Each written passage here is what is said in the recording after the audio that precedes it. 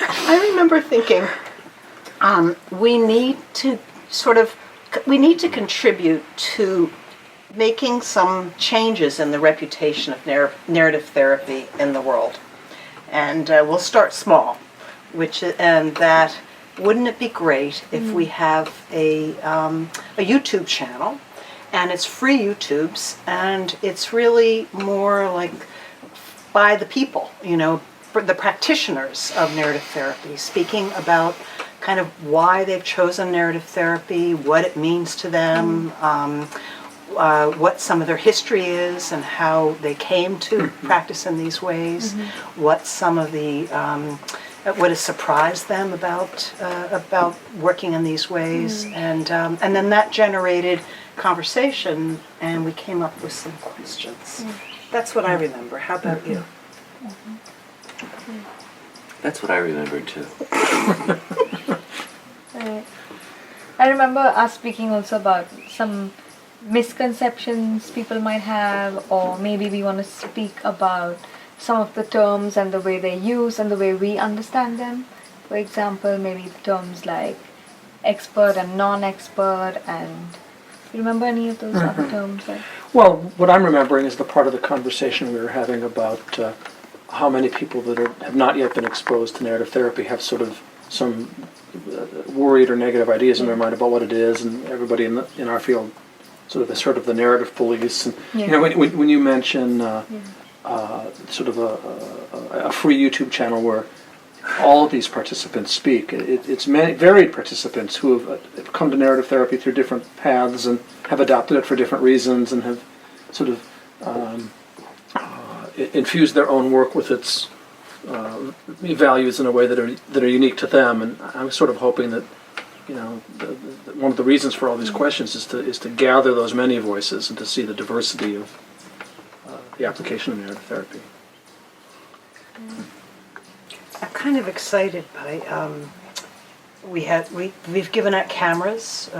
Handycam cameras to different people, and just given the same questions to a number of people, or if we haven't loaned the camera, we've invited them to ask each other these questions. And I'm hoping that it will be sort of a digital storytelling project where we're just collecting a whole range of voices and then see what we can edit together, or just put out as short pieces about why narrative therapy. And also I'm thinking about the different ways to do narrative therapy,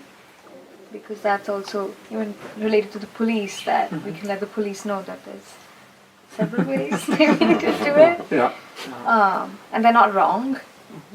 but just like we speak about multiple realities, there's multiple ways of doing this work. And I just want to say how happy I am that you're joining us here, both as a younger woman and from India, and that when we were all together yesterday for Larry's workshop, several people commented to me how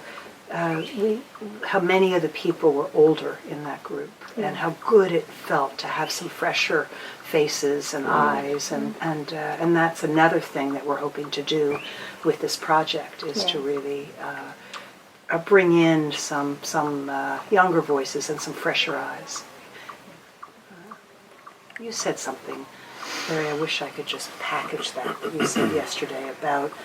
not with the assumption that this will always be morphing, always changing, that it doesn't stop with narrative therapy. Yeah, on the heels of what you were just acknowledging about Akansha's participation, I'm remembering a couple of years ago when David Epstein, we were hosting him out in Los Angeles, and we were having dinner, and he was talking about his excitement of people like myself being the next generation. And it's so exciting for me to have you here and other younger folks like yourself, and to think that, yes, these ideas will continue and find new form and new application and new ways of showing up in the world. It's lovely, the idea of passing it on and having it continue. Yeah, I'm kind of vaguely remembering what I said yesterday. I was thinking about all the previous models of therapy that I was trained in before I found my way to this, and my narrative work is probably somewhat infused with those ideas and those models. I've kept the parts that I like the most, and it's unrealistic to think that future generations of people won't have, pieces of narrative therapy that have been passed on to them infused into their future work, which evolves and morphs in ways that we can't imagine yet. So I also think of this as part of that project, not just preserving something, and not just passing something on,